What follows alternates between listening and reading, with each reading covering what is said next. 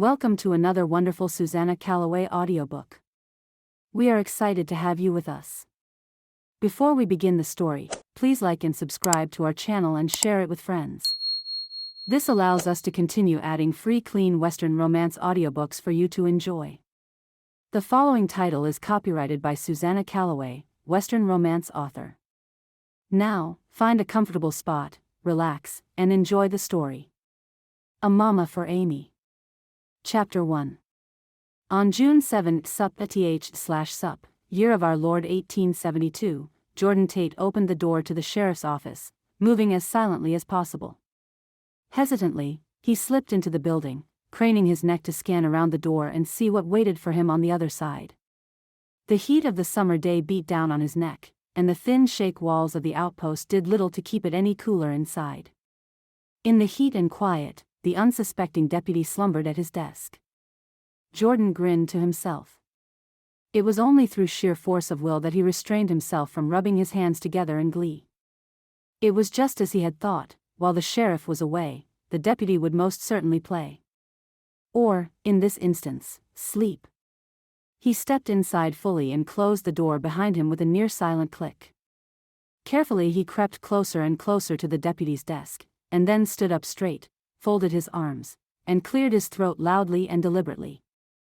Mike was sleeping quite soundly, feet up on the desk, head back, mouth open. It took 3 loud throat clearings to get him to startle awake. But it was gratifying when he did at last. He blinked woozily at Jordan, wiped his chin with the back of his hand, and then sat up straight, thumping his feet on the ground. Land's sakes, Jordan. You ought to know better than to creep up on a fellow like that, especially one totin' a gun. Jordan rocked back on his heels, grinning. Oh, you'd shoot your sheriff unprovoked? I wouldn't say it's unprovoked, exactly, Mike grumbled. What are you doing in this afternoon, anyhow? I thought you were spendin' time with your kid. Jordan took a seat across from his deputy, crossing one knee over the other. I thought I'd come in, scout out a little, see how things are going, he said easily. Can't be too bad, I guess, if the law is sleeping on the job. Mike leaned his elbows on his desk and rubbed at his face. Come on, Jordan, he said. You know it's been quiet in Shadow Gulch for ages now. 6 months, give or take a few weeks, I guess, Jordan allowed. I dunno that I'd say ages. Anyhow, you know how things can go around here. They could change at any moment. The 2 lawmen paused for a moment, listening reflectively. But apart from the usual hustle and bustle of the town, they heard nothing out of place. Mike grinned. Yeah, he said. Shadow Gulch is a regular city of sin these days. Thank the Lord that you're here to save us all, Jordan Tait. Jordan grinned back. Michael Chesley had worked with him since he'd come on the job as sheriff and had served as deputy to the fellow before him, too. He was experienced, if unpolished, and Jordan was grateful for the older man's knowledge. It was worth a little work time napping during the day to keep him on his side. Jordan himself had only been serving as sheriff in Shadow Gulch, Idaho, for about 3.5 years. Some days it felt as though he'd just taken up the Tin Star, others, it seemed as though he'd never done anything else. In his previous life, he'd been a rancher. Everything had changed on the day that his pretty, young wife Sarah had been killed in an outlaw raid. His focus, his drive, his dreams of the future all had crashed into a million tiny pieces, leaving him only with a small daughter and a burning desire to right the myriad wrongs of a world gone sour.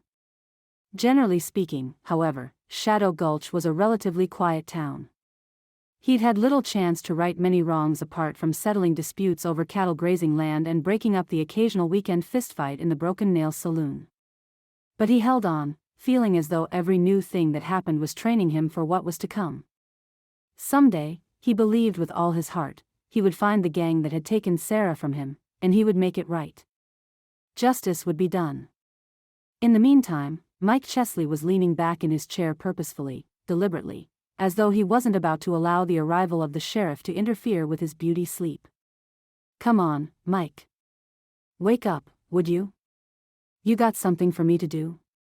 Because if not, I don't see how my catching 40 winks will knock the world off its tracks. Justice never sleeps. Maybe so, but I bet it catches a nap or two on a Saturday afternoon. Besides. But Jordan never did find out what Mike was about to say next. The friendly banter between them was suddenly rent in two by the sound of gunshots in the square outside. Jordan was alert at once, and Mike fumbled his way to his feet, eyes wide. For all his lackadaisical appearance, he could move quickly when he wanted to. Sheriff and deputy moved as one toward the door, which Jordan flung wide. For a moment, standing in the bright sunlight, he couldn't quite put his finger on what was going on. But then he saw the movement of the crowd and heard a scream, and the sound of horses' hooves. "It's a raid," he said, voice low, and moved out. Behind him, he was vaguely aware that Mike was following him, crouched low, hand at the ready on the gun on his waist. But Jordan was sharply focused on the townsfolk of Shadow Gulch, all running away from the center of the noise. He ran toward it. If there was trouble, that was where he belonged. He could see almost at once that he was too late to do anything. His banter with Mike had held him up, had diminished his usual razor-sharp alertness to the sound of his town. And now, if he couldn't help those who needed him, he would be paying the price. And, he thought with anguish, so might someone else. They had hit the bank, of course. That came as no surprise. Shadow Gulch wasn't a big town, and apart from the general store and the trains that came through weekly, there wasn't much to steal from, but the bank was the largest one in the county, and when payroll for the larger ranches came through, it was well stocked enough to be a worthwhile target. But the excitement was clearly already over, and the outlaws were riding their horses on the way out. The gunshots must have been the warning shots, rather than any immediate threat to life and limb. With relief, his darting eyes registered no figures lying prone on the ground, no sobbing townsfolk bemoaning a tragedy. There were only a few wide-eyed clerks with frightened faces, rushing to the doorway of the bank as the robbers rode away. Yes, he was far too late. Even had he had the presence of mind to run to the stable and saddle his horse as soon as he heard the shots, he would still have missed the action. As it was, he caught only a glimpse of the gang as they rode hard for the edge of town, 4 of them, all masked, with hats pulled low over their eyes. Dusty, dirty clothes of brown and black, irrespective of the color they may have been when new and clean. 2 piebald horses, a chestnut, and a black mare with what looked like a vicious turn of speed. He had started to run after them without even fully realizing it, but now he faltered to a stop, shaking his head. Mike came up behind him, breathing heavily. "No point in chasing after them now," Jordan said. "There's only 2 of us, anyhow. We'd better assess the damage and make a plan." "Did you get a good look at them?" Mike wheezed. Jordan shook his head regretfully. "No, but their mounts, I did." He rattled off the specifics of what he had seen. "I reckon that won't be much help, but it's better than nothing. We'll just have to keep an eye out, that's all." He turned to Mike, folding his arms. "Meanwhile, what were you saying about Shadow Gulch being quiet for ages?" Mike opened his mouth to speak, then thought better of it and closed it again. His deputy was a wise man, Jordan reflected. He knew by now that a brush with any gang that came through would entirely remove any sense of humor from Jordan Tait, even a gang that was unlikely to be related to the group that had taken Sarah from him. 6 months, it had been 6 months since there had been much more in Shadow Gulch than the occasional scrap at the saloon. Jordan wished he could shake the feeling that all that was about to change. Chapter 2. The summer heat in Boston, Massachusetts, was near to stifling. Carey Smith pushed open the window as high as she dared and got to her knees before the sill, almost as though she was praying, and if her stepfather came in and demanded what she was doing, that was precisely the excuse she would give. As it was, she felt as though she would suffocate if she didn't get a breath of fresh air. But the 3-story buildings on this side of town, as run down and dilapidated as they were, did not allow for many breezes in the summer months.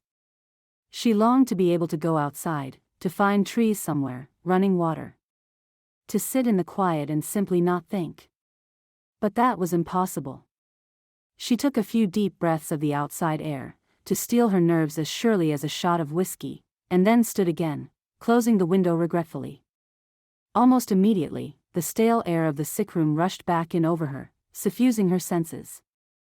She fought with her desire to simply run away and leave it all behind, and simultaneously with the feeling of guilt for wanting to do so. She wouldn't, of course she wouldn't.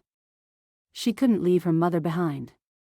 It had been 2 long, slow, painful weeks now that her mother had slowly been wasting away. It made Carey want to cry to think of it, let alone to look at the slight figure under the sheet. She clenched her jaw and approached her mother, knowing that she was the only source of comfort that Adelaide Martin had left. Her husband did nothing for her, he had ceased to be a comfort long ago. If indeed he ever was one. Jeremy Martin had married Adelaide Smith nearly 4 years ago now, when Carey was a fresh-faced 16-year-old. Her mother was just as pretty and youthful-looking. Back then, she could easily pass as Carey's older sister, which was no surprise. She'd had Carey from her first marriage to her childhood sweetheart and was only 17 herself when Carey had come into the world. The change in her now, such a short time later, was shocking. What was once youthful and girlish had turned into the sunken features of an old woman. At less than 40, she appeared 70. And while her weakness of health and propensity toward chest colds had certainly contributed to her sad state, Carey knew for a certainty, in her heart, that it was Jeremy Martin's fault that her mother was so close to dying. From today, looking back on the past, it seemed impossible that Adelaide had been so naive. Martin told her only that he was a businessman and, new to Boston, she had believed it. And perhaps it wasn't really a lie, he did run a business, to be sure. But the type of business. If her mother had realized that her soon-to-be husband ran a house of ill repute in the poorer part of the city, of course she would never have married him. Carey couldn't think of what they would have done. They were destitute after the death of her father, and the job that Adelaide had found in Boston had ended abruptly after only a few weeks, leaving them with rent looming above their heads. Then Jeremy Martin had swooped in, seeming to pick them out of the jaws of a sad fate, but in actual fact, consigning them to a future even more terrible. The only thing that could possibly redeem him at all, in the eyes of his stepdaughter, was the fact that he had never tried to force Adelaide into anything unseemly. No, Adelaide was the face of respectability that he craved. A beautiful, soft-spoken wife gave his business a veneer of gentility. But now he was scant inches from losing that, and Carey shuddered to herself to think of what might be next in his grand plans. She sat in her usual chair next to her mother. Adelaide opened her eyes and managed to smile at her daughter. "Have you been sleeping?" Carey asked gently, taking her mother's hand. "Yes, dear, a little. But you look very tired yourself." Carey shook her head. She couldn't bring herself to speak the lie out loud. "It's a beautiful day outside," she said, keeping her voice low. Martin would hear if she spoke too loudly, and he didn't like there to be much noise from the top floor of the house. He said it interfered with business when his patrons were reminded that there was a family in the house. "Perhaps when you're a little stronger, I can help you outside for a while." Her mother's smile was faint and fading. "That sounds lovely, dear, but I don't think I'll ever get any stronger than I am now." Hot tears pricked at the back of Carey's eyes. "Don't say that, Mama. No, the time is past for me to allow you any more kind lies, my darling. I'm dying, will be gone soon." She stopped and swallowed, though it was clearly painful for her.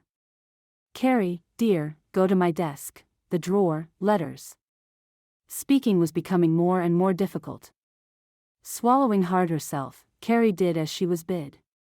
The letters were in a familiar hand, the writing of Zelma Tait, Adelaide's childhood friend from out west. Carey had never met her, but she couldn't remember a week ever going by in which her mother did not read out passages from Zelma's correspondence, often with a fond smile of reminiscence. The two had become friends when Adelaide was 7 and Zelma 12. The slight age gap between them had turned Zelma into a sisterly figure, looking out for her younger friend who had no siblings of her own. Zelma had left their small town to get married and move out west when she was 18. A handful of years later, Adelaide had done the same, heading east with her new husband. Carey glanced over the letters as she sat back down at her mother's side. "Read them out," her mother requested faintly. Carey unfolded the letter on top and began to read it, voice soft. "My dear sister friend. I so wish I could be there with you. My heart is right by your side. As you deal with this horrible illness, I hope that our agreement brings you some level of happiness and contentment. I can only imagine your feelings at the prospect of leaving your poor daughter alone, and again I reassure you that she will not be left on her own. You spoke of sending her soon. I only ask that you wait as long as possible, so that she might be with you. I would never take a daughter from her mother. Even though I do not have a daughter of my own, I can all too easily imagine what it must be like. My son Jordan is my light and my life, and I would want him with me as long as I draw breath. Please, don't fear that I won't honor our agreement. As soon as Carey has need, she has a home with us. And I know Jordan will be willing to do anything he can to care for her. He is a gentle soul at heart, though he must be strong and manly to do his job as sheriff and doesn't let his softer side show very often. His tragedy with poor Sarah has changed him, and I hope one day to see again the man my son used to be. Just as your dearest wish is for Carey to be cared for by someone who can love and protect her, my dearest wish is for Jordan to once more look at life with a warm light in his eyes. He has been driven by a desire for justice that renders him truly single-minded. But I hope that Carey's presence, and the execution of our plan, will be the change that I so long for. It is strange to think, my dear friend, that after we have been so long apart, our children might come together in marriage. Carey put the letter down in her lap and stared at her mother with wide eyes. Marriage, she whispered, only remembering just in time to modulate her voice. Swallowing hard past a dry throat, her mother nodded, closing her eyes. We've spoken about it, in the past, she said. Carey had to bend close to hear.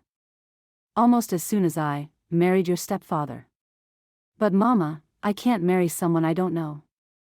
It will be a protection for you, my dear. Mama, Carey whispered, and wiped at her eyes with the back of her hand. The tears were coming on, no matter how hard she tried to fend them off. I won't leave you. Her mother opened her eyes and smiled, with an obvious effort. She reached out again for Carey's hand and gave a squeeze. Her strength was so meager that it felt no stronger than the grip of a child. No, Adelaide whispered. Not before time. But when I am gone, Carey. Mama, don't talk like that. When I am gone, promise me. Carey hesitated, and her mother tightened her grasp again, briefly, giving it all she could. Promise me, she whispered again, more urgently. Carey sighed deeply and met her mother's eyes.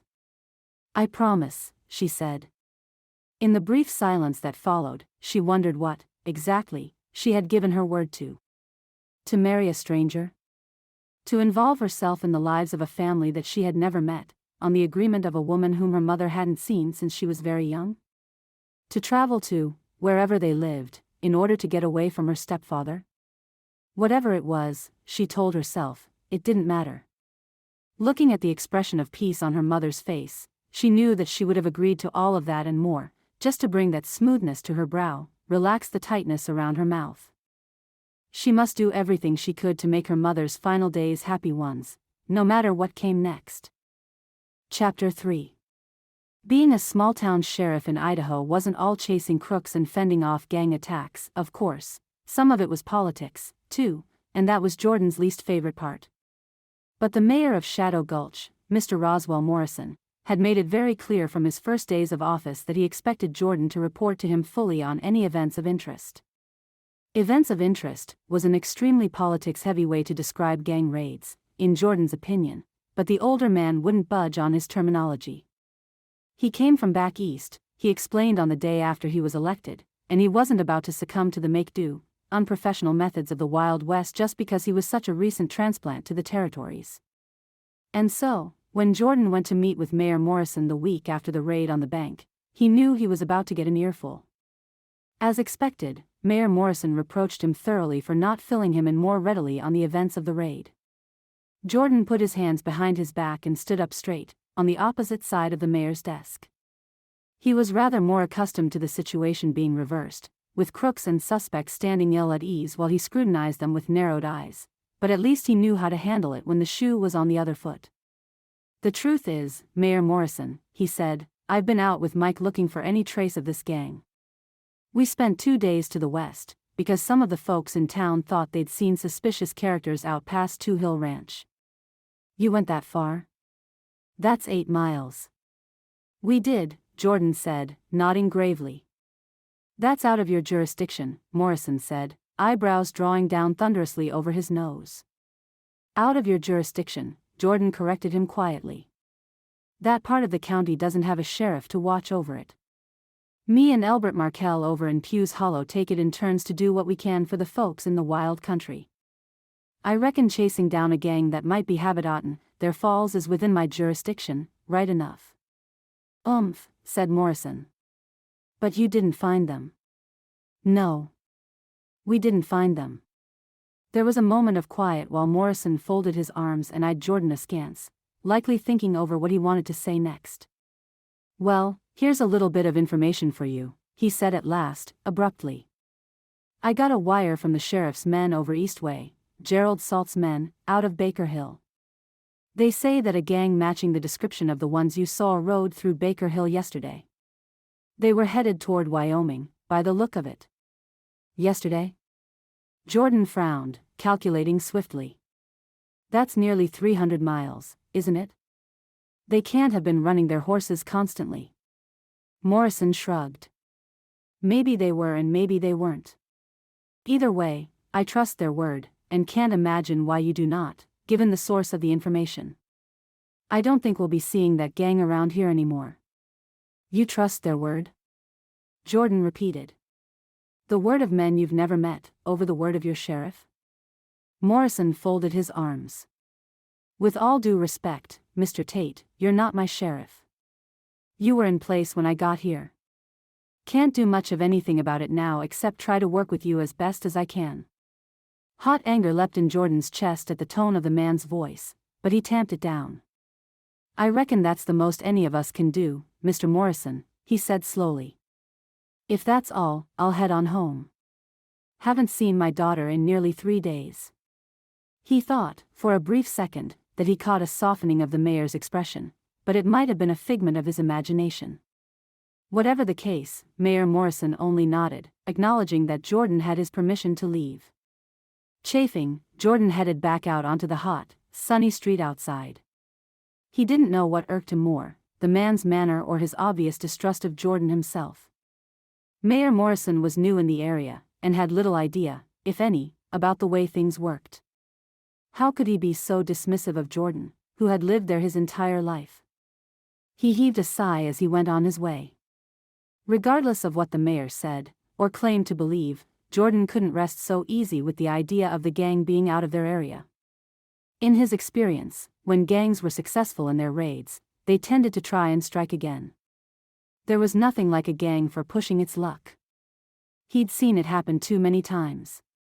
He was darned if he would let it happen on his watch, no matter what the mayor of Shadow Gulch said. Chapter 4. Jordan Tait's second favorite sound in the morning was the noise of eggs being cracked into the cast iron frying pan. Eggs meant bacon or ham, they meant breakfast, they meant food, and as his mother always said, even though he was 26, he still ate like he was 16. His most favorite sound in the morning, his most favorite of all, really, was to hear his little daughter Aimee singing to her dolls in the sitting room. He came back in from feeding the chickens, caught the noise of Aimee's childish humming, and grinned to himself. No matter how down in the dumps he felt, no matter how frustrated his continual push for justice, no matter how bad his nightmares had been the night before, Aimee never failed to lift him up. She was as good as religion. It wasn't that he didn't believe in God, he did. But the aftermath of Sarah's tragic death, the constant pressure of fighting for justice, had left him with more questions than answers, questions he did not truly believe he would ever find an answer to, and questions that were uncomfortable to think about it. It was easier just to put it at the back of his mind and try to focus on what was right in front of him. Like Aimee. His daughter was 6 years old now, 6 years old. It seemed impossible. She'd been only just over a year when her mother had been taken from her, and Jordan knew that she had no memory of Sarah. Still, he had tried to tell her stories of what Sarah was like, and his mother did the same. Sometimes, Aimee would tell them that Sarah was sitting down to tea with her and her dolls, and it made Jordan smile to know that the little girl's mother had become something of an imaginary friend, there to spend time with her when she was at play. He got down on his knees beside Aimee, who smiled up at him sunnily. Sometimes she looked so much like her mother it made his chest hurt. "Good morning, girlie." "Good morning, Papa. What are you singing to the dolls today?" Obediently, Aimee began to sing again, only mistaking a word here and there. "You are my sunshine, my only sunshine, you make me happy when skies are gray." He watched and listened, smiling. Suddenly, he realized that he was hearing another voice, singing along, though quietly. It was coming from the kitchen. He put a hand on her head as he stood and wandered in the direction of breakfast. Sure enough, his mother was hard at work fixing breakfast, and her voice was raised in song. She had her back to him and did not realize he had come in until he cleared his throat. Then she spun around, raising the steel spatula she was holding as though to combat anyone who came at her. Jordan laughed aloud, and she chuckled, relaxing her shoulders. "You ought to know better than to creep up on someone like that, son. Don't they teach you that in Sheriff ING school?" "Nope, never learned that. I've been catching all the bad guys through waiting for them to feel comfortable enough to sing. Works every time." He took a seat at the kitchen table, smiling up at her. Aimee came trotting down the hall and took a place next to him, her doll in her lap. "What's gotten into you? I haven't heard you sing in a very long time." "Oh, nothing," Zelma Tait said, sliding full plates across to her son and granddaughter, and seating herself across from them with her own plate in front of her. She picked up her fork, still humming. "Come on, Ma," Jordan said. "I know you well enough to realize you're plotting something. Last time I caught you singing, you were planning to throw me a surprise birthday party. Something's up, what is it?" Zelma looked at her granddaughter, who was trying to feed alternate bites to her doll. "Well, as a matter of fact," she said slowly, "I've had some news recently." "News? What kind of news?" "Oh, some good, some bad, that's the way it is in life, isn't it?" Said Jordan, noncommittally. The last thing he wanted to do was get his mother off track when she was actually telling him what was going on. "You remember my friend Adelaide, don't you? Your pen pal?" "Pen pal when we grew up, but we were close friends when we were younger. Lived in the same town until I met your father and moved here to Shadow Gulch." Poor Adelaide had a series of tragedies in her life. Her first husband passed away, leaving her with a young daughter. She remarried, and the second husband proved to be well, not a gentleman, for starters. Said Jordan, thinking over the rash of things that, not a gentleman, could entail. His mother darted a swift glance at Aimee. "Little pitchers have big ears," she murmured. Jordan nodded. "Carry on, Ma. We'll talk later. Adelaide has been ill for some time, and she was worried about what would happen to her girl, who must be close to 20 now. Well, when she wrote me about her worry, naturally I reassured her that we would care for her if anything happened." "We?" Jordan questioned. His mother nodded firmly. "Oh, Jordan, if you knew what I know about this girl's stepfather, you wouldn't hesitate to offer your protection. And that is just what I told Adelaide. No son of mine would turn down the outstretched hand of a young woman in need." "I see," said Jordan slowly. He was beginning not to like where this was going. "And just what does this help that we're giving entail?" Zelma Tait glanced over at her granddaughter once again, and Aimee met her gaze with a bright smile. "Dear, would you mind stepping back into the sitting room once more, just for a few minutes? Your father and I need to speak about something." "Can't I stay here?" "I won't listen." Her eager words belied her promise, and Jordan chuckled, ruffling her hair. "Better do what Grandma says, or she'll chase you out with a wooden spoon just like she used to do to me when I was your age." "Oh, all right," said Aimee, clearly discontent, but she obeyed, slipping back out of the room. Zelma put her hands on the table and leaned forward, looking directly at her son. "It is my dearest wish, and Adelaide's, too, that you will marry Carey Smith," she said. "Adelaide and I have made an arrangement." Jordan's heart sank. "Ma, you can't do things like that." "But Jordan." "No, Ma. I'm a grown man, with responsibilities, and a daughter to care for." "That's precisely it," Zelma argued, her natural stubborn streak already starting to show in the set of her chin. "You have a daughter to care for. I won't be around forever, Jordan. Just who will watch over Aimee when I'm unable to?" "I will." "Oh, really? Will you give up being the sheriff of Shadow Gulch? Will you give up chasing the bad men across hill and dale until you bring every last one of them to justice? Because if you can't promise to be there when your daughter needs you, then you have the obligation, as her father, to provide her with someone who will give her what she needs, when she needs it. She thinks the world of you now, Jordan, when she is 6 years old, but a few years from now, she will need a mother more than ever. Can you give her that?" Jordan put his head down low, staring at the smooth grain of the kitchen table. "You might be right, at that," he admitted slowly. "But you still had no right to do this. You weren't handling it," said his mother softly. "All that occupies your mind is the justice that drives you, and that makes you a good sheriff, but it doesn't make you a good father. Not without help. I did what I thought was right, same as you always do, and I won't back down.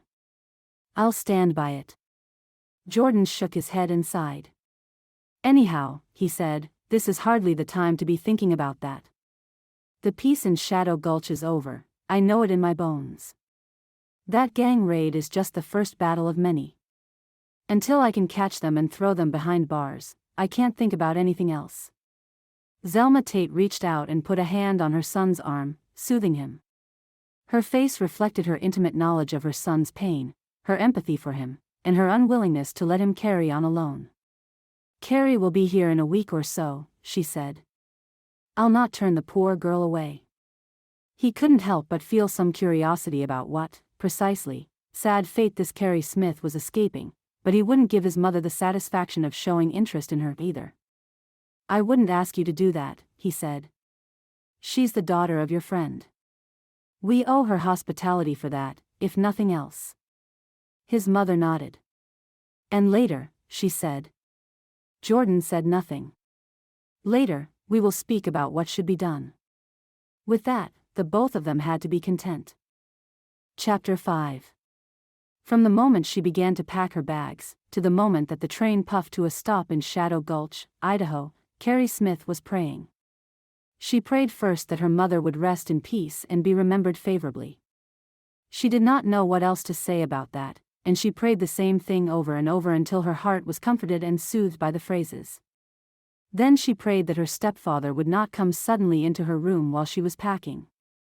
She prayed he wouldn't find her bag where she had stashed it out of doors, hidden around the back corner of the house, waiting to be retrieved. And, a day or two later, she prayed that he wouldn't think anything of it when she requested she be allowed out to go and visit her mother's grave. Her tears were verisimilitude enough, at any rate. Jeremy Martin had hesitated for a long, anguishing moment before he nodded without grace. "But when you come back," he said, his voice laden heavily with meaning, "we have something to talk about." She knew what he wanted to talk about. She knew, too, that she hadn't escaped a moment too soon. She prayed about that, too, as she hurried toward the Boston train station, with the strap of her bag looped over her shoulder, a bag that contained all her worldly goods. A few changes of clothing, her mother's Bible, the letters from Zelma Tait, what little money she had been able to scrape together, and a tintype photo of her mother when young, long before Jeremy Martin had appeared to haunt her nightmares.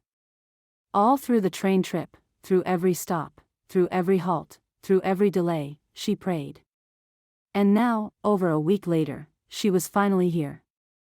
This was the last step, the last hurdle, finally putting a face to the name of Zelma Tait. Not to mention, finally putting a view to the name of Shadow Gulch, Idaho. The town was much smaller than Boston, of course, but she had expected that. The buildings were all of clapboard, standing sturdily in the melting heat of the summer afternoon. There were sparse pine trees here and there, and she could see forests in the distance, at the end of each street.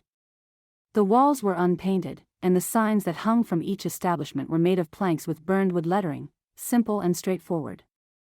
There were rough, uneven plank sidewalks, dozens of passers-by in the street, horses and small farm carts and buggies and, even for someone who was raised in Boston, this much difference, this much hustle and bustle, was overwhelming. She stood at the edge of the platform, holding tightly to her bag with both hands, and tried to catch her breath. The only thing that really helped was reminding herself that this, above all, was what she had been praying for, a safe arrival in her new hometown. And to be met with kindness. Almost on the very thought, her eyes lit on a woman in middle age, standing just down in the walkway that led along the edge of the platform, craning her neck and clearly searching for someone. Carey's heart lifted. If only this kindly-looking woman was Zelma Tait, come to bring her home. Swallowing nervously, she approached her. "Excuse me, are you Mrs. Tait? Zelma Tait?" The woman turned to look at her, and there was a flood of warmth and emotion in her eyes in an instant. "Why, you can't be anyone other than Carey Smith. My dear, you look exactly like your mother, the spitting image." She rushed forward and put a hand on either of Carey's arms, gazing at her raptly. "I could almost believe that it was your mother herself, except I know that she's gone to her reward. My poor dear, I'm so sorry for what you've been through. Your mother was the sweetest soul that ever lived, and the world is sadder for her passing."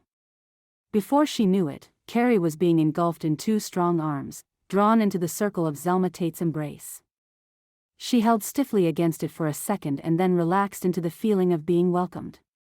This was exactly the warmth and safety of welcome she had prayed for, and she knew she should be nothing but grateful, as hot as it was rapidly becoming, standing in the sun with Zelma Tait wrapped about her. At last, she drew back. "Let me look at you. Yes, yes, so much like your mother. And she was such a pretty young girl when I left. I know she blossomed into a beauty. You must take after her to every detail. My dear," and here she reached out and took hold of Carey's bag, lifting it away from her effortlessly. With her free hand she took hold of Carey's arm and began to walk. "I don't know how much your mother told you about our friendship, but we've known each other practically since we were in short petticoats." Carey couldn't help but smile. "Yes, I know," she said. "Mama always told me that you were her oldest friend. I am, at that, and a good handful of years older than your sainted mama, too." Zelma cast a wink back at Carey. "But I'll thank you not to mention that to others. Look, my dear, here is our buggy. I don't take it out usually, because the horse has arthritis in his knees, but I thought you might need help with your baggage. And then you show up with only this little bitty thing. Why, you must have fled in the night." "Not exactly," said Carey, tentatively, "but, well, it's true that I left most of my things at home." "Did Mama?" She paused, fighting the urge to weep that the thought of her mother seemed to bring on her each and every time. She gulped, getting past the feeling enough to continue. "Did Mama tell you anything about my stepfather?" "Something, yes," said Zelma, her face darkening. She tossed Carey's bag up into the back of the buggy and showed Carey how to climb her way up into the driver's box before settling down at her side. "Plenty, I'll be bound, to know what sort of fellow he is. I'm glad that you're well away from it all." "Me, too," Carey whispered, feeling suddenly quite overwhelmed with exactly how glad she was. No longer in Boston, no longer in the city of her birth, no longer at the house she had reluctantly called home for the past 4 years, now she was starting anew, with a strong and vibrant woman at her side, ready and willing to look out for her. She hadn't felt this optimistic in years. "Well, now, I don't know precisely what your ma said to you about my son, Jordan," Zelma went on, her voice suddenly turning a bit hesitant. "But your mother and me, we had, call it an agreement, I suppose." She was looking at Carey, waiting for a response. Carey smiled. "I know," she said. "Mama told me all about it and explained it to me. How it was for my own protection." Zelma nodded eagerly. "For your protection, and my son's happiness," she said. "A benefit and a blessing to both." "Yes, but I have to admit, Mrs. Tait, it's a difficult situation to be put in. After all, your son and I don't know each other." "Oh, pish-posh," said Zelma, waving a hand. "I hardly met my husband before we were married. He was an acquaintance of my father's, they worked together. But he was a good man, and my father trusted him. And I trusted my father. It all worked out just fine. Knowing a man to speak to on the street isn't the same thing as knowing him, anyhow. Sometimes you have to trust the one who does know. And you know your son, I'm sure." I do, said Zelma simply. He's no saint, any more than any other man, but a man better and braver you would be hard-pressed to find. He's just like his daddy, handsome, full to the brim with courage, and stubborn as a stain. Carey laughed. And how does he feel about the agreement that you had with my mother? Zelma turned to look at her, her face sobering. She hesitated, as though she had something to say, but the cart was passing by a whitewashed, freestanding building, and she turned away abruptly and pulled the horse to a stop. Hold up, Napoleon. This here's the Shadow Gulch school, she informed Carey, smiling. And it's just about time for the children to be let out for the day. Perfect timing to meet Aimee. Aimee? Zelma cast a direct glance at her, as though weighing what to say and how to say it. My granddaughter, Aimee, she said, gently. Jordan's little girl. I don't suppose your mother said anything about poor Sarah. Carey's heart fluttered. I read a few of your letters, she said. I know that Sarah was your daughter-in-law, and she was killed. Zelma nodded. In a raid, she said. It was clear that she didn't wish to discuss it any further. It must still have been very painful for her. Our lives have never been the same since, of course, and Aimee never knew her mother. Jordan and I have been doing our best to bring her up in a way that would make Sarah proud. Her lips tightened. That's all, she said softly, and then there was the sound of a baker's dozen of children being released into the world on a summer afternoon. A little girl with a cloud of soft brown curls and wide blue eyes zoomed over to them, calling out, Grandma. Grandma. Zelma hopped down from the cart and bent to scoop the girl up. Hello, my darling. How many boys did you kick in the knees today? 2, said Aimee, with satisfaction.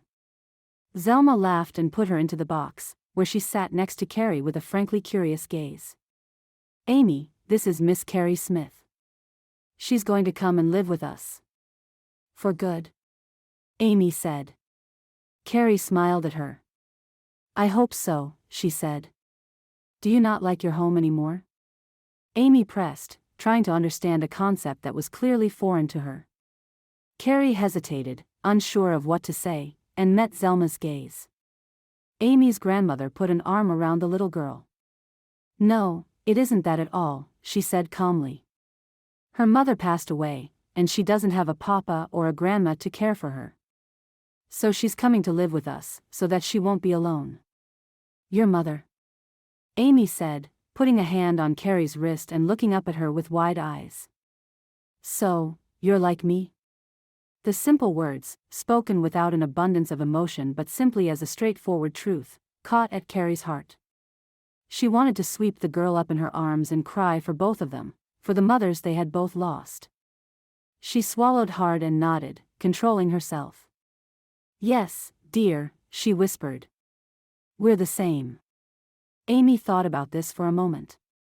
Then, to Carey's amazement, she leaned over and flung her arms around her waist. Zelma, dashing a tear from her eyes, smiled mistily at Carey and then lifted the reins. Come on, Napoleon, she said. Let's go home. Chapter 6. The house belonging to the sheriff of Shadow Gulch, Idaho, was a modest little place with 2 stories and 3 bedrooms. It wasn't far from the station, and even closer to the schoolhouse. When they arrived, it was nearing 4 o'clock in the afternoon and Aimee was starving. Zelma gave her a bread roll and a piece of cheese and sent her upstairs to move her toys from her bedroom into her grandmother's. She'll share with me, for as long as need be, she explained to Carey, leading the way into the kitchen, and putting on the kettle for tea. There's plenty of room for us all, no reason why you shouldn't have some space to yourself. Thank you, Carey said gratefully. I hate to put you out. Oh, it's no trouble, Zelma assured her. She sleeps beside me half the time anyhow. She doesn't like to sleep alone if she can avoid it. She's always after Jordan and me to get her a cat so she doesn't have to climb into bed with one or the other of us. She kicks, too, she added, with a rueful smile.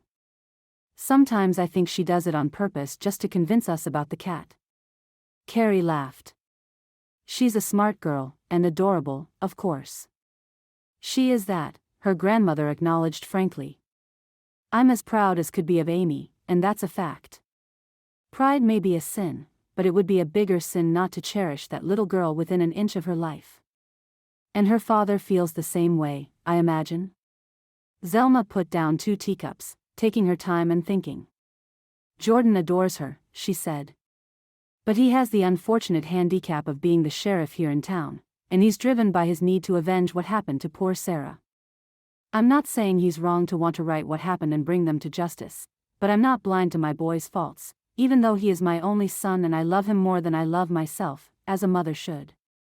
He needs to change his focus. Needs to see life as it really is, not just what he's striving for. How does he feel about my being here? Carey ventured, half afraid to hear the answer. Zelma bit her lip. He'll shelter and protect you, she said. No gentleman could do less than that.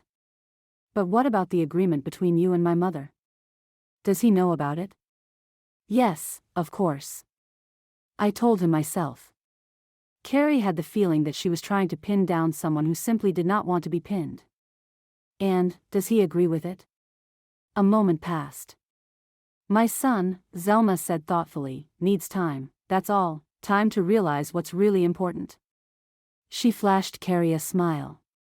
I have a hunch you can help with that. This, of course, did not answer Carey's question at all. If anything, it led to more questions.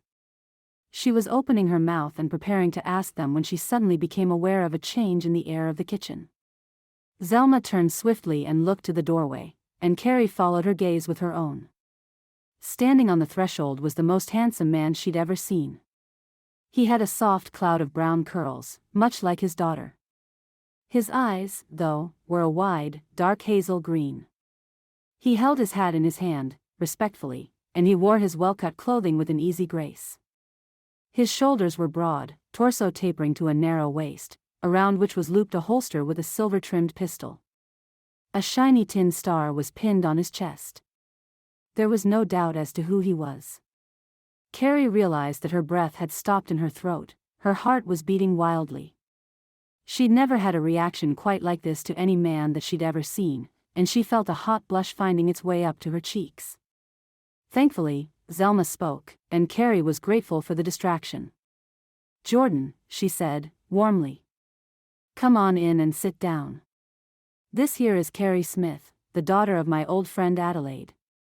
Jordan Tait hesitated in the doorway. Carey had the feeling that he was thinking far ahead, trying to see the future. What would happen if he came and sat down, as he was bid? And what would happen if he didn't? At last he said, somewhat gruffly, I'll go and say hello to my daughter first, of course. I hear you are fallen on hard times, Miss Smith. You are welcome to spend as much time in my house as is necessary. He met her eyes, though she sensed that it cost him some effort, and nodded before walking back down the hall. She let out a breath that she wasn't aware she had been holding, feeling as though she was sinking into a puddle in her chair. When she glanced over at Zelma, it was to see a brave smile. Well, then, said Zelma Tait with forced cheerfulness. Seems to me you two have hit it off already. Yes indeed, you're going to get along like a house afire. A house afire, an apt metaphor, Carey thought desperately. Doomed to nothingness and ash, and already the fire was lit and burning brightly, merrily blazing down. From the moment she had seen Jordan Tait, she knew that her life would be spent pining after him. She'd never seen anyone so handsome, and she'd never been so physically drawn to a man. And her mother had arranged for her to marry him. It was just her luck, she thought miserably, that the best laid plans of mice and mothers went so often awry. Chapter 7. Carey could only hope that things would become easier, the longer she was in town. After all, it wasn't as though Jordan Tait objected to her presence. No, he seemed ready to endure it, though certainly not in any frame of mind to consider matrimony, no matter how much his mother schemed on his behalf. And so, the thing to do seemed to be simply put the whole prospect of marriage right out of her mind, focusing instead on what she could do, what she could control, as little as that was. She could make herself helpful around the house, and this she did with a will and a way. Her mother had raised her to cook and clean, although in the last 4 years she'd had little chance to go anywhere in the home. They lived in apart from the top floor. Their meals had been delivered to them, a frightened-looking maid had cleaned their apartments. But Carey knew how, nonetheless, and now that she had an opportunity, she seized it with both hands.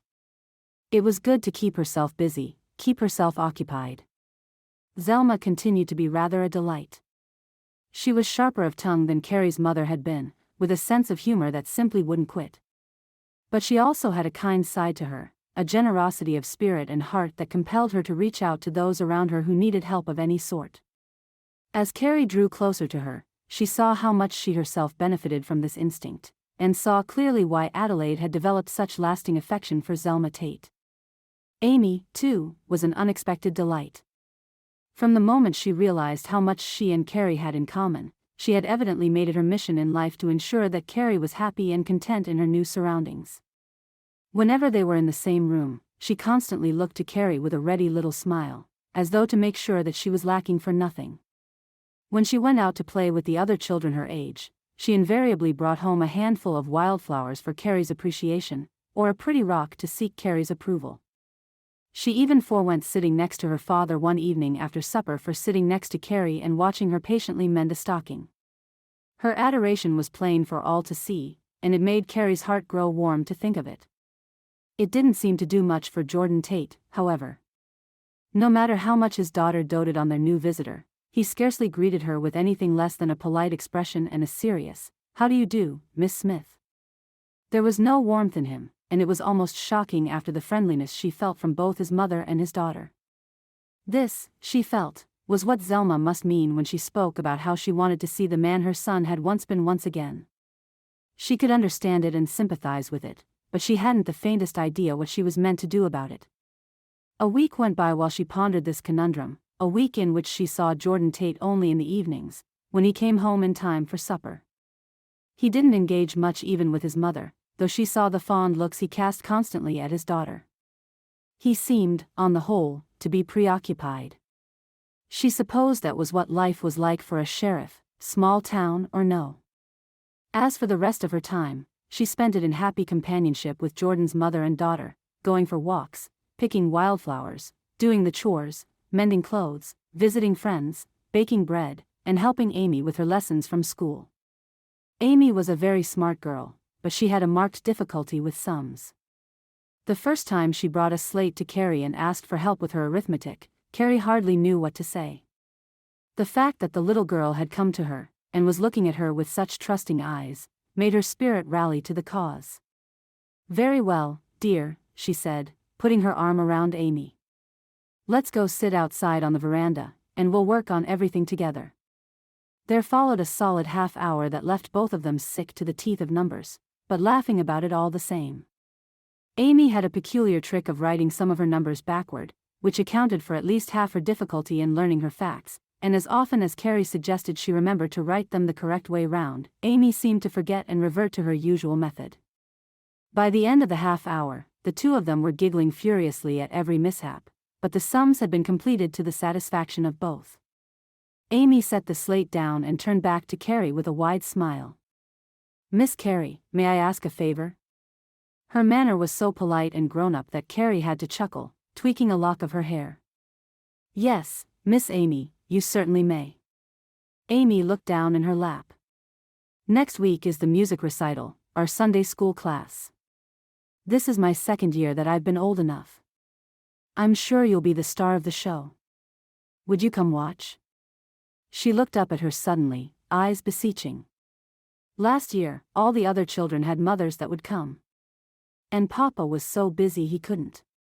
Grandma came to watch, but none of the others just had grandmas. Carey's heart went out to the little girl, so hopeful, but clearly so afraid that even this simple request would be turned down.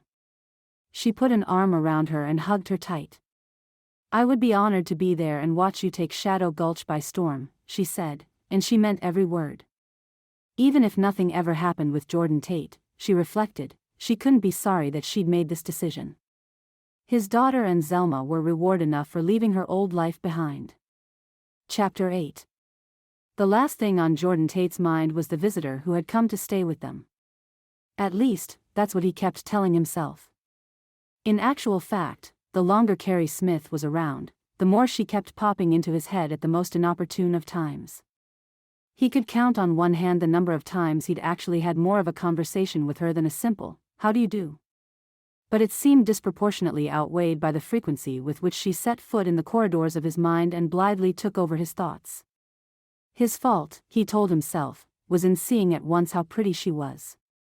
If he had just been able to hold that realization at bay, he wouldn't be having the trouble with concentrating that he was having now.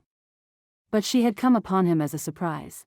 Though his mother had told him that she was coming, he'd been so preoccupied with his hunt for the gang that he had more or less forgotten about it. Then suddenly he was about to step into the kitchen and caught sight of the prettiest girl he'd seen in a very, very long time. She didn't look a bit like Sarah. Where Sarah had been fair, this girl had dark brown hair, long and straight. Where Sarah had been tall and willowy, this girl was on the petite side, with a round, pleasant face and delicate features. Jordan wasn't sure if he felt guilty for being immediately attracted to her because she didn't resemble Sarah in the least, or simply because she was another woman, an unknown. But of course, she wasn't entirely unknown. His mother had told her she was coming, and he should have paid attention to when. Maybe then he would have been more prepared for her. Then again, maybe not. He rubbed at his face with both hands and heaved a sigh. He needed to focus, he had too much on his plate as it was, and couldn't afford to allow himself the distraction of the pretty woman in his house, no matter how often his mother reminded him that he was practically engaged to be married to her. The trouble was that he seemed to have hit a wall in his investigation on the gang that had come through town. Perhaps, as Mike kept telling him, he was expending too much time and energy on them. After all, no one had really been hurt, and the amount of money they had stolen could certainly have been higher. But Jordan couldn't shake the feeling that they hadn't seen the last of the gang. And he didn't want to wait for them to come back. He wanted to find them, fight them, bust them up, and throw them in jail, where all their kind deserved to be. At the meeting with the mayor that afternoon, he informed Morrison of this, though in somewhat more official language. Morrison listened, nodding now and then, but kept his eyes on the desk in front of him. When Jordan finally stopped with his report of how things had been going in the town, Morrison sat back and sighed. "Mr. Tait, I seem to recall that we discussed this gang, some time ago." "We did," Jordan acknowledged. "Just under a week after they came through. And did I not tell you that I'd been informed they were seen heading west toward Wyoming?" "You did. So why is it that you're spending so much time on hunting for them here in Shadow Gulch?" "Forgive me for saying so, but it seems rather counterintuitive, shall we say?" Jordan gritted his teeth. "We have no real guarantee that the gang seen heading west was the same gang that hit the town," he said, as patiently as possible. "If there's any chance at all, that those jokers are still hanging around, well, I need to be ready for them." Morrison said, softly, "And you won't simply let it go, because I've told you to?" "With all due respect, Mayor Morrison, you aren't my boss. The law is the only thing that has the right to tell me what to do, and I won't sleep on any possibility that could cause harm to my town." Morrison nodded slowly, his eyes fixed on Jordan. "I need to know that I can count on you, Sheriff Tait." "You can always count on me to do the right thing, Mayor Morrison." It seemed almost like a standoff, the way that Morrison met his eyes and wouldn't back down. Jordan puzzled over that meeting for the rest of the day. He didn't much care for Morrison, but at least the man seemed to care about the town. That being said, he was far too quick to write off the gang on the word of someone he didn't know. In the end, he had acknowledged that Jordan would do what he felt was right to do, and Jordan was sure Morrison wouldn't stand in his way, at least, not too much. Something about the whole situation just seemed off, and he couldn't put his finger on what, precisely, it might be. He was still pondering over it as he arrived home that evening. Opening the door, he heard the sound of a low voice, a voice that was young and girlish and which he had often heard raised in song, his daughter. But there was something different about the cadence now, and he closed the door softly behind him, listening hard. She was reading, he realized abruptly. And what was more, she was reading from the Psalms. "I will both lay me down in peace, and sleep, for thou, Lord, only makest me dwell in safety." Her voice carried on, stumbling slightly over "makest," and he heard another voice coach her smoothly through the word. He stepped around the corner to look in at the sitting room, and the scene that met his eyes made his breath catch. His daughter sat next to Carey Smith, cuddled up close and as comfortable as could be. The old family Bible, big enough to spread across both their laps, was opened between them. Carey pointed out the words with her finger as Aimee followed along, reading out loud. When she reached the end of the verse, she blew out a big breath of exhaustion and triumph and turned to Carey with a face full of delight and pride. Carey pulled the little girl in for a hug, laughing. "You're doing so well. I reckon your papa will be delighted to hear how you've come along." "I reckon he will, too," Jordan said softly. His daughter's eyes flew to him, and she scrambled up from underneath the heavy Bible, screeching with happiness. "Papa's home." She flung her arms around his waist, and he bent down to hug her, grinning first at her and then turning it on Carey. The young woman sat poised on the edge of the sofa, luminous eyes fixed on father and daughter, seeming as though she wanted to join them but hesitated to insert herself into the family unit.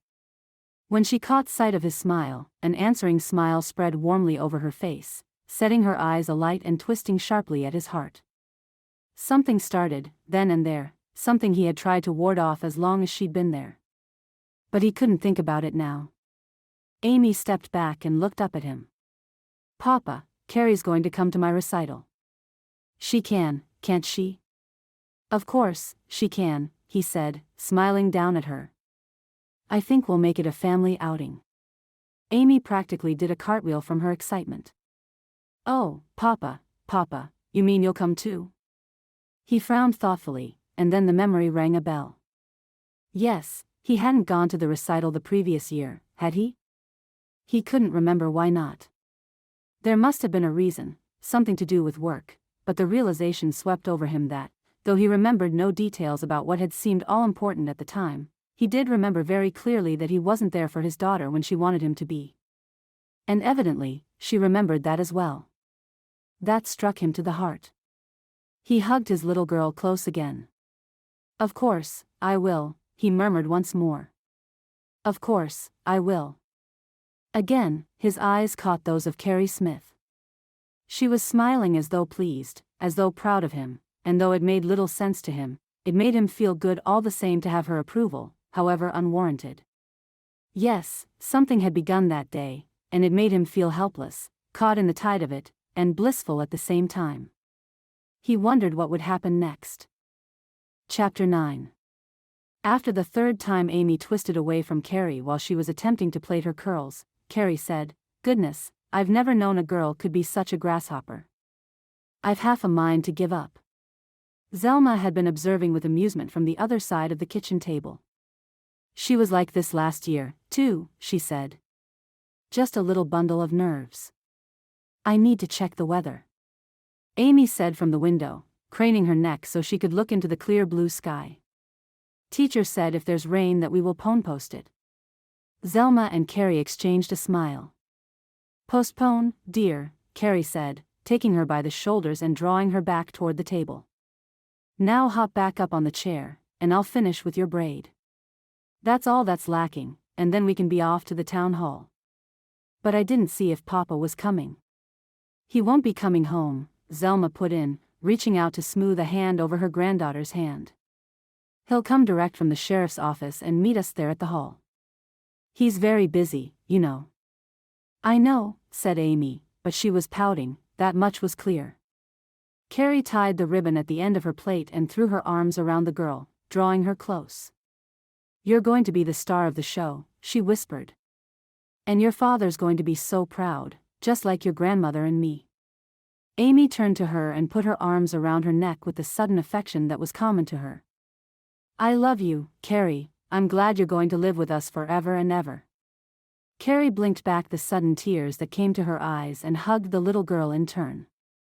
"I love you too, Miss Aimee," she said. "Now, let's get to the town hall so you can show us all what you can do." Aimee wasn't just a smart little girl. She wasn't just a cute little girl either. She was, Carey thought as she watched her on the makeshift stage of the town hall, a born performer. The children all sang together, but Aimee most definitely sang the loudest. As she watched and laughed and applauded, she became aware of the strangest feeling, the feeling that she was being watched. She glanced side to side.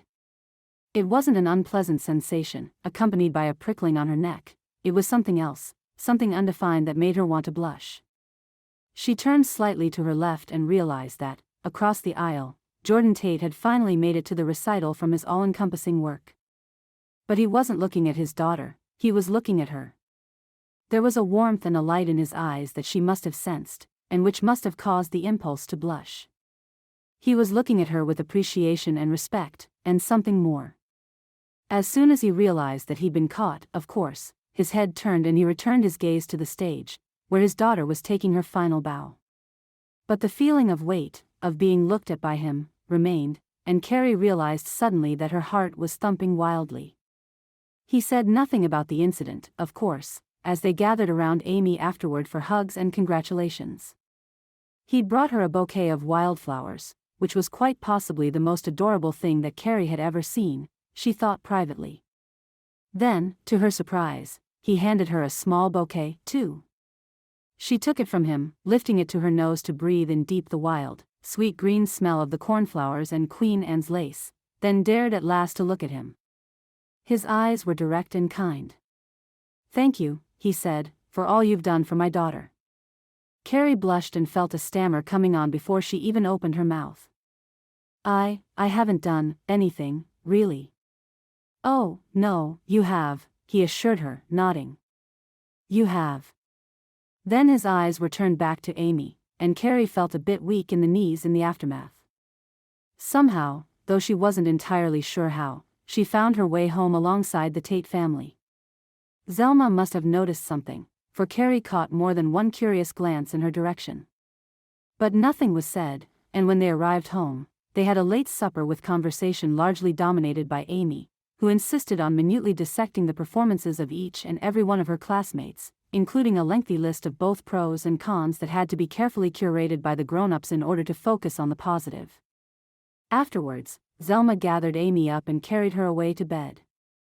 Grateful for a small chance to be by herself, Carey slipped outside and took refuge in a rocker on the veranda. The summer night had cooled a little to where she was grateful for the shawl she'd wrapped around her shoulders.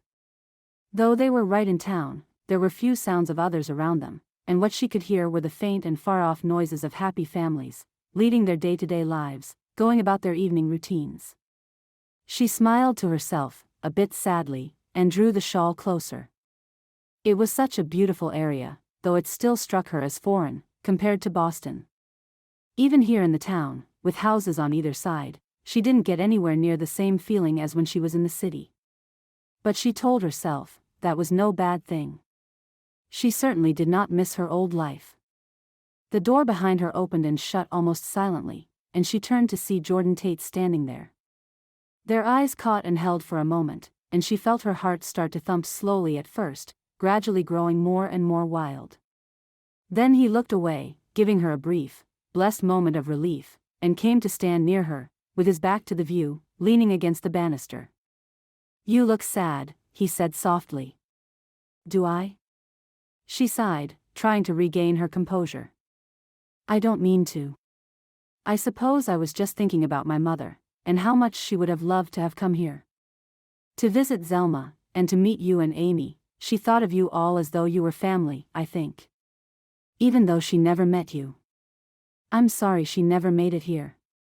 Ma always talked about her in such glowing terms, as though she was the sweetest person alive. She was, at that. She always thought the best of everyone, wanted the best for everyone. I think that's how she ended up in such tragic circumstances, in the end. Ma told me about what happened. I'm sorry, Carey. It was the first time that he had used her first name in such casual intimacy. For some unknown reason, it made her heart flutter and soar, like a bird.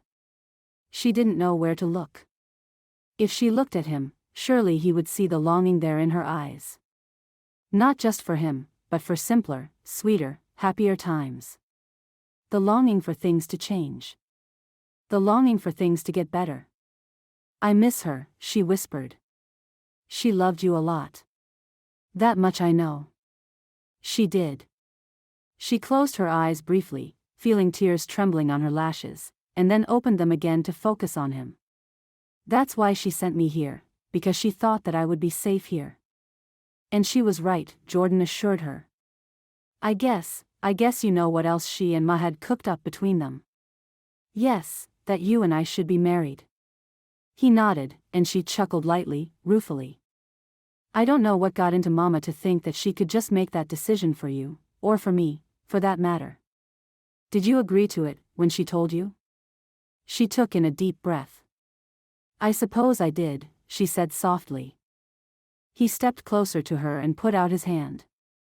Hardly daring to breathe, she took his hand and allowed him to bring her to her feet. This close, he seemed impossibly taller than her, and when he bent low to speak directly to her, she felt a thrill that came from the bottom of her feet and ran all the way up to the crown of her head. "I didn't," he said, "but it isn't because I didn't want to. It's because, well, I have a responsibility." "Yes," she whispered. "I know you do, your work." "My work. I owe it to Shadow Gulch to be the best sheriff I can be, they rely on me. But now I know that it's more than that. Somehow, along the way, I lost sight of my responsibility to Aimee, and to my mother, and to Sarah's memory. Family must come first." "That's exactly how I've always felt," she said softly. "Mama was everything to me, and she was all I had." He nodded. "Well," he said, "you've got more now." "Yes, thank you. I'm so grateful for it. And we've got you." He trailed off, his eyes fixed on hers, and then suddenly, before she even knew what was happening, he was drawing her even closer to him. She went willingly into the warm circle of his arms and lifted her face to his as he kissed her gently. Around them, the happy, far-off noises of the sweetness of everyday life went on. Chapter 10. As the afternoon light crawled slowly over the wall of the sheriff's office, Jordan watched it unseeing. Every now and then, he took in a deep breath and let it out slowly again, in the vain hope that this small action would somehow help him to reach a decision. The trouble was, he was very good at diagnosing the trouble, he realized, but absolutely terrible at actually fixing it. The trouble was that he had let his guard down. He shouldn't have kissed Carey Smith last night. He wasn't sorry that he did. No matter how he railed against himself for it, he couldn't regret it. He'd do it again, given the chance. And that was the real trouble. He liked kissing her and had the hankering to do it again as soon as was possible. But it was a distraction. She was a distraction. He needed to focus on his work, on finding the gang before they struck again. Before they did any real damage, as the gang had done 4 years ago when his poor lost Sarah had found herself in the middle of a disaster she could never have imagined. It was painful to think about, painful to let his memories wander back in that direction, but it happened anyhow. He thought of the day that the gang had ridden through. It had happened at the end of the day, when the 6 o'clock supper hour was drawing near, and everyone was thinking about going home to their families. He himself had heard the thundering of the horses as they moved through the town. Not realizing what it could possibly mean, he had stood still for a moment, and then motioned to Sarah to stay where she was in the aisle of the general store. He had run out to see what all the commotion was, and that was when he heard the screams and the yells. The gang was heading toward him at a tremendous rate. Hardly pausing to think, knowing only that there was something terribly wrong, he had drawn his pistol from where it always sat at his hip, and fired at the oncoming horsemen. His only goal had been to slow them down. He could see the sheriff riding along after them, hell-bent for leather but too far behind. He aimed for their midsections, rather than their heads, but his aim had gone wide, and the gang had not taken kindly to his efforts. Before he knew what was happening, they were firing back on him. He dodged, rolled, come up behind a banister and crouched and hid, and that was when he realized, with dawning horror, that Sarah had ignored his warnings and followed after him, straight into the crossfire. He closed his eyes and put his hands over his face, trying to wipe the memory from his mind. Even now, 5 years later, he could not shake the sensation that he was guilty of her death, somehow. There must have been something he could do, some way he could have made her stay there, safely inside. Or if he hadn't shot at them, perhaps they wouldn't have opened fire. He'd been told, by his mother and the local pastor and friends alike, that he carried no real guilt. That his feelings were the natural result of going through that horrible tragedy and being left to carry on with his little motherless girl. Maybe they were right. Maybe, deep down at the heart of it, it wasn't his fault, it was just a terrible thing that had happened to an innocent woman. But that didn't make him feel any better.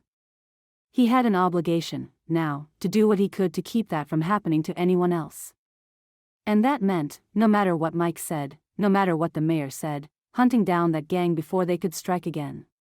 The door opened and Mike came in, almost as though Jordan's thoughts had called him. He was wide-eyed, his sallow face flushed with red. "What's wrong, Mike?" His deputy gulped and shook his head. He was short of breath and his words came hard. "Those men, the gang." Jordan got to his feet immediately. "Yes," he said alertly. "What about them, Mike?" "Think I saw them," Mike managed. "Over out behind the saloon, in the alley leading to Barry's field." Jordan frowned. What could they be doing back there? Mike shook his head again. Dunno, that's why I came to you. Thought you ought to go see." "You're right." Jordan tapped the tin star on his chest reflectively, ensuring that it was still on straight, then checked to see that his pistol was properly holstered. He took his hat from its peg on the wall and came around the desk. "Let's go, Mike." "I'm right behind you, Jordan." "I promise." The sheriff of Shadow Gulch rushed from the jailhouse and into the town square. Swiftly he stopped and scrutinized the area for any signs of disturbance of the peace, but there were none. No thunder of horses running from afar, no screams or cries or yells. It was a quiet, sunny afternoon and the only noises were the sounds of life going on as usual. He gritted his teeth. That just meant that the gang hadn't started yet. He ran toward the saloon, not even casting a glance over his shoulder to see that Mike was at his heels. The older man was a little out of shape, and he would undoubtedly need some time to recover before he was able to head out again.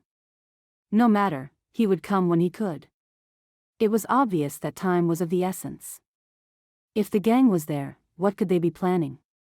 More importantly, how could he stop it? There was no time to call for backup. He had no one to call, anyhow. The only person who might possibly have been able to answer was Mayor Morrison, and Jordan certainly wasn't about to involve that man any more than he had to. Jordan raced along the sidewalk and to the entrance of the alleyway that led down the side of the saloon before doubling crossways and heading out toward the entrance to town. Any dastardly sons of a gun would find a swift and easy exit in that way, but they would have to accomplish their business in town before they came, for there was only the entrance near the saloon and the exit on the far side of the building. No chance to think twice about things or double back for another go. But there was no one there. He stopped, crouched and ready, shielding his eyes against the glare that came from the sun filtering in at the end of the alleyway. Surely, they could not have already come and gone. His heart leapt as some unknown thing seemed to warn him, and he spun around. But it was too late. There was the far-off sound of thunder, and then everything went black. Chapter 11. That evening, Carey heard the hubbub coming from down the street. It filtered in through the open windows, and she straightened up from where she was bent over the kitchen table rolling out pie crust, frowning. Zelma, stirring the pot on the stove and anxiously watching the clock, heard the noise too, and turned to face the window with her eyebrows drawing down over her nose. "Is that?" There was a voice at the window. "Zelma. You'd better come quick." The eyes of two worried women met swiftly. Something was wrong. Jordan had not come back when he usually did, and it was nearly pitch black outside. Had he gotten himself in some trouble? The idea of what kind of trouble the sheriff of Shadow Gulch could get into was enough to strike fear in Carey's heart. She raced after Zelma, realizing only after she left the house that Aimee, too, was running after them. She knew, in her heart, that she should stop and take the child back to the house, take her to wait in safety until they knew what was going on. But she couldn't do it. Her heart was in her throat, her heart was wherever Jordan Tait was. The thought that something had gone horribly wrong pushed the knowledge through to her. She had fallen in love with the sheriff the very first time that she'd laid eyes on him. But this certainly wasn't the time to think about that. The neighbor who had called for Zelma led the way to the sheriff's station. The front door was standing wide open and there has a half-scrabble crowd milling both outside and inside, all talking excitedly amongst themselves. Zelma pushed through, and Carey followed, holding Aimee's hand. At the sight that greeted them, Carey turned back and picked Aimee up bodily, holding her in her arms with her head pressed to her shoulder. Seated at the sheriff's desk, in Jordan's place, was Mike Chesley, the deputy. The mayor of Shadow Gulch was standing near him, speaking low and urgent, as Mike nodded, his expression grave. There was a man in the cell, spread out on the cot, head lolling. The man was Jordan Tait. It was only with a great force of will that Carey was able to keep herself from crying out aloud. Jordan was clearly unconscious, and there was a wound high up on his temple that had dripped blood to the ground, pooling in a small puddle that was rapidly turning brown. He looked dirty, unkempt, disheveled, a far cry from the genteel, dapper man she had seen leave after breakfast that morning, not to mention the one that had embraced her just the night before. Zelma's face went white at the sight of her son in a cell, but she advanced on the desk at once. "What is going on?" she demanded.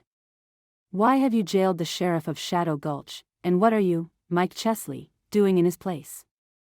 The two men looked up at her. Carey was glad to see that, at the very least, they held some respect for Jordan's mother, even though they must have been responsible for Jordan being in this state. "Now, ma'am," said Mike first, "there's a perfectly good reason for everything, and I hope you'll give us a minute to explain before you fly off the handle." "A minute," Zelma said, folding her arms. "No more. And while you're explaining, you can just go and unlock that cell door so I can see what's happened to my son." "That's just it," Mike said. "We can't, not yet." "What are you talking about?" "About an hour ago, there was a disruption at the saloon," Mike said, glancing quickly at the mayor. One of the private rooms, as a matter of fact. I hope I don't have to spell it out to you, ma'am, but the truth is that apparently Jordan caused some trouble and started a fight with another man over one of the girls. He'd been drinking and got the worst of it, and this other fella laid him out and then took off. I reckon it was because he didn't realize he'd cold-cocked the sheriff. Anyhow, the doctor's already been and looked at him, and he's in no real danger, but might have a little concussion. And if the story is true, then he rightly deserves a little time in his own jail cell, put in the mayor. "A little concussion," repeated Zelma scathingly. "Now, you listen to me, Mayor Morrison, and you too, Mike Chesley. You know as well as I do that Jordan Tait has never so much as set foot in the upstairs of the saloon, don't you listen to a word they say, Carey, and has never so much as thrown a punch that wasn't in the pursuit of justice. Furthermore, it's a blatant lie to suggest that anyone could get the best of him in a fair fight. And I don't care much for any doctor who claims that it's nothing more than a little concussion and can just as well be handled while the patient is bleeding to death in a jail cell. You release him right this instant and have him carried home. I'll take care of him." "Well, ma'am, until we know the truth of what happened." "You can just take my word for it," Zelma snapped. "If that man in there has done any such thing, I'll bring him back and lock him up myself." She was fairly vibrating with anger. Carey thought, hazily, that the last thing she ever wanted was to make Zelma Tait angry. In her arms, Aimee stirred and drew closer to her. The little girl was shaking, her head turned and her eyes fixed on her father. Carey held on to her tightly. "I suppose we can allow that," said Mayor Morrison slowly. "But we'll have to investigate once he's alert enough to talk." "I'm sure," Zelma snorted. "And who's going to investigate?" "Someone set up the sheriff. In the interim, of course, we can't allow him to remain as sheriff, not to mention the fact that he's hardly able to do the job, in his current condition. I've named Mr. Chesley here acting sheriff." Zelma looked from one to the other. Carey had never seen such cold fury in the face of any woman, but Zelma controlled herself. It must have been an effort, the same sort of effort that her son must put forth in the face of injustice. "We'll get to the bottom of this one way or another," she said, deliberately. "Now send Jordan brought home. Now." There was no arguing with that tone of voice, not even by the mayor and newly appointed interim sheriff of Shadow Gulch. In short order, Jordan Tait was back home and in bed, his head carefully cradled on the softest pillows in the house. Carey tucked the blanket in around him and lingered for a moment, knowing that Zelma and Aimee were in the kitchen. The wound on his temple had been cleaned and bandaged, and she slipped her fingertips lightly over the edges of the white bandage, brushing aside his hair. At the feeling of her touch, his eyes opened and fixed on hers, clear as crystal and lucid as black coffee. "Jordan," she whispered. "What happened?" He closed his eyes and swallowed with difficulty. "Attacked," he murmured. "You were attacked? By whom?" But when he opened his eyes again, the lucidity was rapidly disappearing into the swirling clouds of pain and exhaustion. With an effort, he focused on her. "Sweet," he whispered. The rest of whatever he had tried to say never came. He closed his eyes again, and soon the deeper rise and fall of his chest bespoke the fact that he was sleeping soundly. She fought back a long-delayed sob and leaned forward to press a careful kiss to his forehead. Then she had to leave him. There were other things to be done. His mother to speak with, his daughter to calm and soothe, his house to care for. She had all the responsibilities of a wife and a mother and a daughter-in-law, without any of the love and affection and protection that she could rightly expect in that position. When her mother had told her that she was going to marry Jordan Tait, she never would have imagined any of this. She stopped just outside his door, feeling momentarily unable to take another step. Slipping down to sit with her back against the door, she pressed her hands over her face and fell into the deepest weeping she had experienced since the day they had laid Adelaide Smith Martin to rest. Chapter 12. Jordan slept for longer than he could remember. When he awoke, the sun was bright. But it had been dark when he'd fallen asleep, hadn't it? Had he slept the day away? Or had he gone to bed as usual at night, and overslept the next morning? Was he at home? He didn't remember coming home. He lay awake for a few moments, muzzily thinking through what he could recall, which was precious little. But a certain detail kept coming to mind again and again, and he blinked in the light as he tried to figure out why it might be so important. Mike, something about Mike. His mother bustled in with a breakfast tray and gave a smile of pure joy to see her son awake and alert. "It's about time you stopped lollygagging around," she said, setting the tray down and taking a seat on the bed beside him. She put a careful hand to his forehead. "How do you feel?" "Confused more than anything." "What happened?" In concise sentences, she explained the circumstances of how he had been found, jailed, and then brought home to be nursed. Though her manner was brusque, he could tell that a strong strain of worry ran just beneath the surface and put a hand on hers as she finished up. "It isn't true," he said. "I know it isn't. But, I don't know what is true. I can't seem to remember." She watched him for a moment, and then smoothed a hand over his forehead. "Don't frown, dear, you'll give yourself a headache. Just lie here and rest. There'll be plenty of time to get things sorted out when you're feeling better." He opened his mouth to object, then thought better of it. If he tried to insist that he needed to fulfill his obligation as sheriff, she would only push back harder. If he tried to leave, she would lock him in his room. He certainly had inherited that stubbornness from somewhere, and it hadn't been from his father. Instead, he waited patiently while she left the tray for him and went out of the room. Then he was up, as quickly as he dared, fighting off a few waves of dizziness that threatened to swamp him as he fumbled for his trousers and shirt. The tin sheriff star was nowhere to be seen and he felt a strange moment of panic, then realized that, of course, Mike must have it. Mike had been named sheriff, after all. There was something about Mike, something he couldn't quite put his finger on. His pocket watch told him that it was about 4 in the afternoon, the next day after his little misadventure. Mike had been sheriff for just under 24 hours. He'd been deputy for years before that. How strange it must be for him to see such a sudden elevation in status after having been waiting in the wings all this time. Something about Mike. His family was waiting for him downstairs.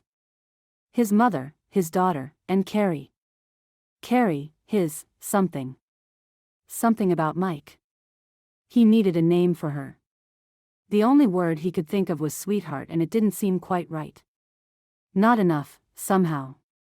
Not enough for the surge of love and heat that he felt whenever he thought of her. How could he have ever chastised himself for wanting her? It was the most natural thing in the world. This blow to the head had shown him what was really important: family and love. Not just justice, more than that. He hadn't been able to save Sarah, and maybe he had no right to bring Carey into a position where she, too, might be in danger. But in this moment, he was sure that if it came down to the women in his life versus any crooks out there, he would bet on the women. His mother, Carey, Aimee. Even Sarah. She had triumphed, in the end. Brought low at the end of her life, she lived on through her daughter Aimee, the brightest spark. The bright, sudden flare of a match lit in the dark, of the sunlight at the end of the alleyway. Something was wrong with Mike. The events of the evening before crashed over him with a clarity that was almost startling, that almost took his breath away. He stumbled back against the bed and hung on for a moment, catching his breath. Then he began to move. He had to do it now, before anything worse happened. He had to go after the bad guys before there was another tragedy. Chapter 13. The erstwhile sheriff of Shadow Gulch crashed into the office of the mayor of the same town. The two responsible men stared at each other. Neither much cared for the other, neither much trusted the other. But this was the time to put all that to rest, the time to put integrity on the line. It would help, Jordan thought, if the room wasn't gently spinning. Mayor Morrison stood up at his desk, leaning onto the surface with his palms flat. "Well, now," he said. "To what do I owe the dubious pleasure?" Jordan strode forward, or, at least, he tried to stride forward, though his footsteps faltered somewhat. "You put Mike Chesley in charge of the town." Morrison nodded. "I did. The previous sheriff appeared to be unfit." "It was a mistake," Jordan said shortly. Morrison raised his eyebrows. "Is that so?" "Yes." "I suppose you expect me to reinstate you immediately, simply based on your say-so?" "No," said Jordan. "I expect you to go with me to Mike's house, now, and look for evidence that he's been working with a gang, maybe the one that rode into town a while back, the one that you heard was headed for Wyoming." Morrison tilted his head curiously. "Why do you expect that I would do a thing like that?" "Because," said Jordan patiently, "when I got knocked out last night, it was because of what Mike told me. He sent me into the alleyway, saying that he saw the gang waiting there. Well, maybe they were. Next thing I remember, I'm waking up in bed with a headache the size of Texas and Mike Chesley is sheriff of Shadow Gulch. That sounds a little suspicious, doesn't it?" He could tell that his words had made an impact on Morrison, but the man wasn't entirely convinced. "Suspicious, maybe," he allowed. "But that doesn't mean he's working with any gang. Maybe he's just watching out for things." "Would you arrest a man for that? How stupid would he have to be to try to trick his way into being sheriff, knowing that I'd just wake up and say what happened?" "Never underestimate the capacity of some men for stupidity," Morrison cautioned him. Jordan sighed. His head throbbed. All right. You're right there. But you don't know Mike, and you don't know this town. He's been a deputy for years. Why would he suddenly decide he was tired of it, and trick his way into being sheriff?" Morrison shrugged. "Why not?" Jordan glared at him. "You certainly aren't making this easy. It's not my job to make things easy. You're the sheriff. You barge in here, when you should by rights be recovering in bed, if not locked up in jail. You cast aspersions on the character of your former deputy. I could think it's the head wound. I could think it's jealousy. I could think it's because of your desire to hide the truth from getting out, that the story about you is true. You make it a little easier for me, Sheriff. Why should I believe you?" Jordan sighed and put a hand to his head. "I don't know why," he said. "I don't know what to say. I only know that I've never lied to you, not once in the few months we've known each other, and for a certainty Mike has. At the very least, he's lied to you. As for the rest of it, I have only my gut instinct. And it tells me that something's wrong." Morrison watched him closely, nodding. Suddenly the hint of a smile flickered over his thin lips. "Well, a sheriff's gut instinct is good enough for me," he said. "You'll have to tell me where our good deputy lives." Jordan boggled at him. Well, all right. Yes. Of course. Yes, gosh, I hardly expected you to give in so easily. Just one question before we go, Sheriff Tait. Jordan paused, though holding still was one of the hardest things he had ever done. Why did you decide to trust me? Morrison questioned softly. Jordan grinned, feeling a strong sense of relief. I guess I figured, what choice do I have, he said. If I hadn't been knocked unconscious, if I could see straight, I wouldn't have come to you at all. You need my help. Jordan nodded. I guess I do, he said. I guess it's no good being the sheriff and having everyone rely on you if you're too stubborn and prideful to admit when you need an extra pair of hands. The mayor nodded, looking at him thoughtfully. Then, with the quiet deliberation that marked all his movements, he stood and retrieved a pair of pistols from the desk drawer, along with a small folder containing a piece of paper. As a matter of fact, you made the right choice, he said. My credentials. Jordan read over the page, then read over it again. Eyes wide, he looked up at Morrison. You're a U.S. Marshal? Morrison nodded, strapping on his pistols. I am. I've been undercover for 6 months now, looking for a lead on the Snyder gang.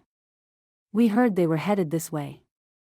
The way they operate, they move into a town and take it over, work it till it's bare.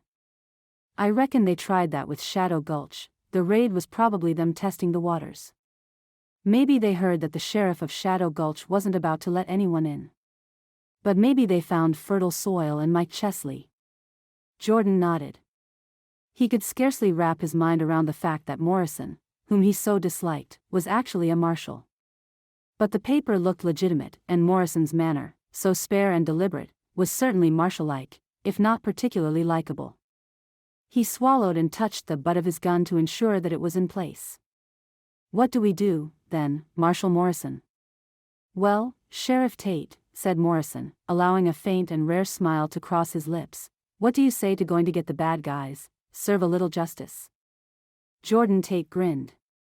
I thought you'd never ask. Chapter 14. Carey Smith heard shots ringing through the clear summer air, and her heart stopped cold in her chest. She looked over to Zelma, who met her gaze with just as much acute fear. Jordan, Zelma whispered. They were both up and moving without another word spoken, leaving Aimee crying after them for an explanation of what was going on. Zelma scrambled for the stairs, running up as quickly as she could, calling for Jordan. But Carey had a horrid feeling in the pit of her stomach, and she was already fumbling her laces tied and reaching for the doorknob of the front entrance when she heard Zelma call down the stairs, Carey, he isn't there. He isn't there. Carey was out the door and down the steps, feet racing as fast as her heart, out onto the street. The town center was to the left, the edge of town to the right. She hesitated, unsure, wondering which way she should run. Then, the unwanted answer to her unspoken question, more gunshots, from the right. She turned without thinking and ran in that direction. There weren't many houses out here on the edge of town. The home belonging to the sheriff of Shadow Gulch was one of the biggest, the rest were small and progressively run down. She had never noticed much about them before, because when she went for walks with Aimee they'd always gone toward town. She didn't notice much about them today, either. All she knew was that she was flying, running faster than she ever had, and the gunshots and the sound of shouting was still going on and getting closer. She couldn't make out the words, but she could tell that it was the shouting of men. 2 groups, one outside, one inside. If she could just get closer, just find Jordan. Her heart was in her mouth, her breath stabbing at her lungs with each inhalation, and suddenly she heard someone call her name. He came out from an alleyway and nearly cannonied into her, arresting her in her haphazard flight and pulling her into his arms. She pushed him away at first until she got a good view of who had caught her up, and then she pressed into him even harder. Jordan. His breath puffed out into her hair, halfway a chuckle, halfway a sigh of relief. Carey, let's get one thing straight, my girl. Never ever run toward the sound of gunfire. She registered, dimly, that he was kissing her hair. She sighed deeply and stepped back from him, turning to look in the direction of all the hubbub. But things were calming down a bit now. There were no more gunshots, though there was still some shouting. And in the distance, she saw the door to a small house open, and a curtailed parade of men emerged one by one, hands on their heads. "Jordan, what on earth?" "It's Mike, poor fellow," he explained. "Mike Chesley, my deputy. He turned out to be working with a gang, the Snyder gang, as a matter of fact, though I don't think it will mean much to you." "It doesn't mean much to me, come to that. They bought him off and came up with a scheme to get me out of the way so he could become sheriff of Shadow Gulch. They figured if he was sheriff, they'd have free reign in the town, but they didn't reckon on our esteemed mayor. Mayor Morrison? But I know, he waved a hand at her. He's the one that put Mike in charge." "Well, he didn't know. It took some explanation. But he believed me, thank goodness, and we were able to raid the house and apprehend the gang before they started their reign of terror." "Oh, Jordan." She clung to him again, realizing suddenly how terrible had been the danger that he was in. "They could have shot you. You could have been killed. And so could you, rushing into the middle of a firefight like that," he reminded her gently. "So let's just make a deal here and now. As long as we're married, neither of us will ever act as rashly as we've both acted today. I'll always let you know what I'm doing, and you will always let me know before you decide to rush in and save me." He squeezed her in his arms. "Deal?" "Of course, but," his words suddenly caught up with her and she turned wide eyes on him. "As long as we're married?" "I hope you didn't forget," said Jordan Tait, "but your mother and my mother had an agreement. I'm sure they'd be disappointed if we didn't follow through on it." She had no words. She had only actions. Winding her arms about his neck, she pushed up onto her toes and pressed a kiss to his lips. For a long moment they stood like that together, while the wheels of justice continued to turn not far away. Finally, she dropped down to her feet again, sighing in contentment, and pressed her cheek to his chest where the tin star belonged. "When my mother told me that I was going to marry the sheriff of Shadow Gulch," she murmured, "I never realized exactly what that would entail." Jordan Tait smiled and stroked her hair lovingly. "Darling," he said, "you haven't even seen the half of it." The end. Thank you for listening to this heartwarming story by Susannah Calloway. You can be assured that all her books are clean and wholesome. To find other romances by Susannah Calloway, as well as the other authors at Tika House Publishing, visit www.tikahousepublishing.com. Remember to hit like and subscribe, and we will see you in the next Susannah Calloway Western romance.